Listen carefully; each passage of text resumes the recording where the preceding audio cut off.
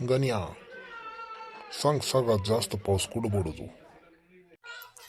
जमिनीवर पडतो सर. अरे गाबरा, मी शहराचं नाव विचारतोय. बर, सांग, काळा रंग कशाचं प्रतीक आहे? सर काळा रंग म्हणजे सुट्टीचं प्रतीक आहे.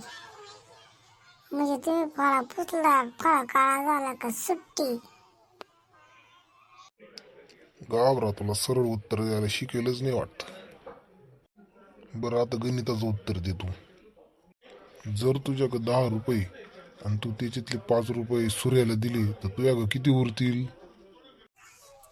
सर माझ्याकडे फक्त मैत्री उरल. म्हणजे 5 रुपये त्याला देईल ते तर बुडाले समजा. अरे देवा. बरं सांग, चंद्रावर पहिलं पाऊल कोणी ठेवलं? सर नील महाराष्ट्राने ठेवलं. आणि दुसरं पाऊल कोणी ठेवलं?